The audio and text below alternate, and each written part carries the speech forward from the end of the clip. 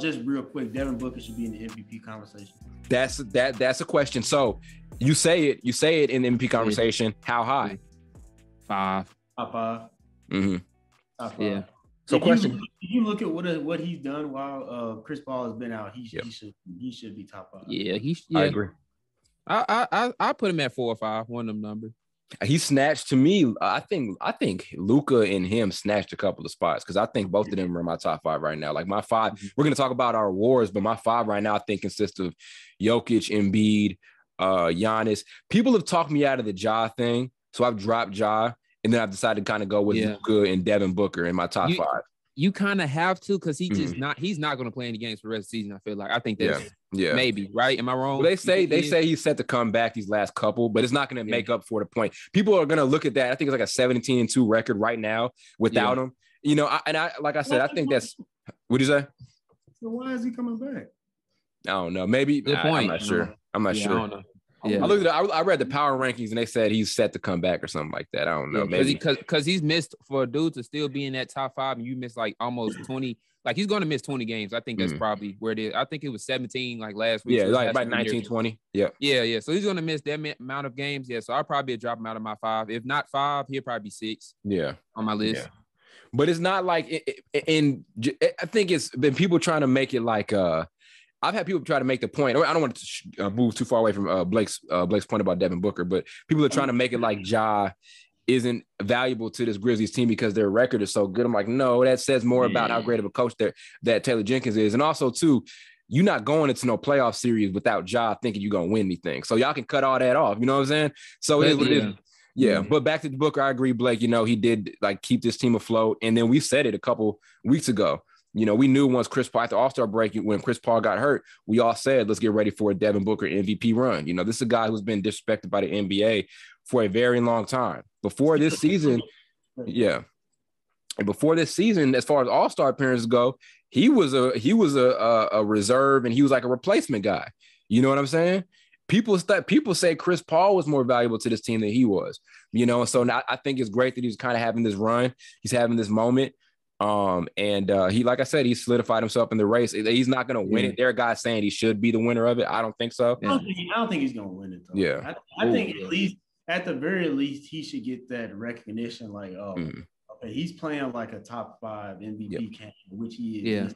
The stats back it up too. It's not the day and age probably 10 years ago where you can win the award even if you have the top spot with averaging 26 points a game. If a dude averages 30.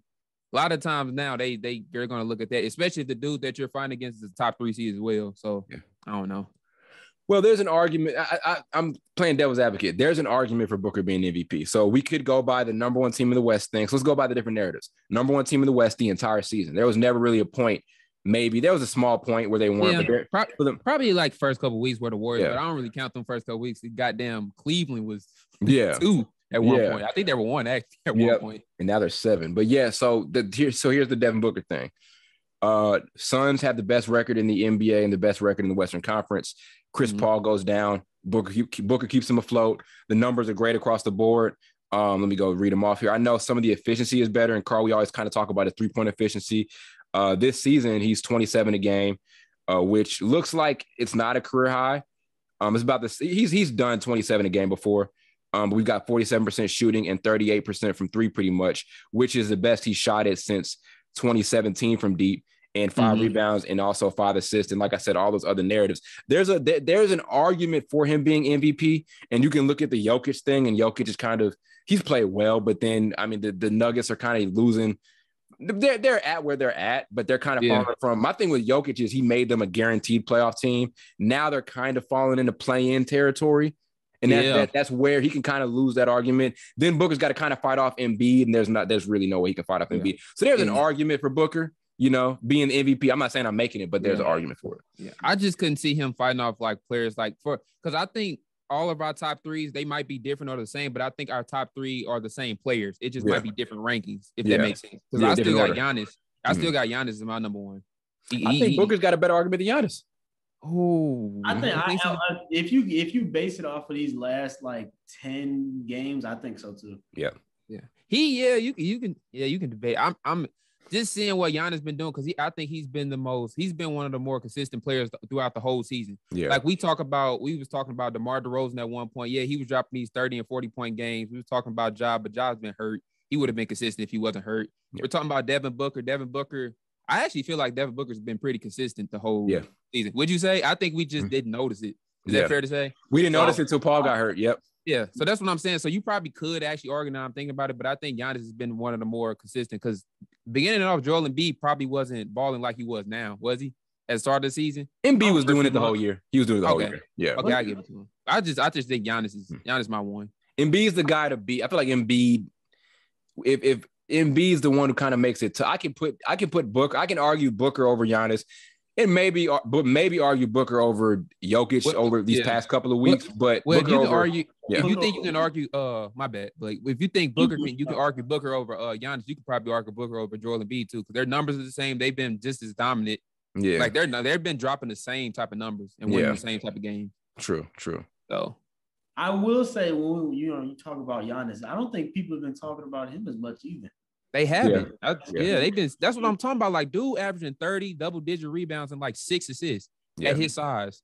Like, come on. Because he's won two. You know what I mean? They getting bored. Yeah. Like he'll probably like. I think he's not going to win another one. Probably another like 3 years if he's going to still be in that conversation. You think so? Yeah, because I can't see them giving you 3 straight. Well, no, it wouldn't be 3 straight, but I know they like to space those MVP awards out. If you go back to back, you're not going to win another one till another couple years. Like LeBron.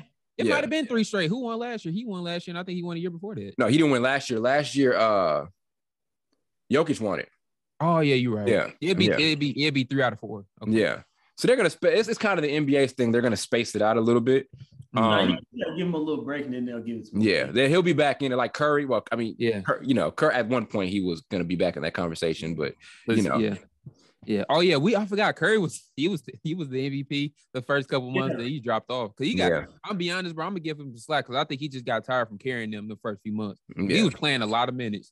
It was a rough fall off for Curry because not only did he get hurt, but he wasn't shooting it as well. Like he never went back to that dominant Steph Curry type guy that he was like well before All-Star break. So rough stuff. But yeah, I mean, circling it back over to Phoenix, it's crazy. Like I remember I was reading the power rankings today and you just remember how suckish of a team they were a couple years ago. Now they look better than what they did last season and they're dead set on winning the title, clutchest team in the NBA, best two-way team in the NBA. With or without Chris Paul, like it's just amazing the numbers they're putting up and how things have. It's just crazy seeing how things have changed in just a matter of years for certain teams. You know what I mean?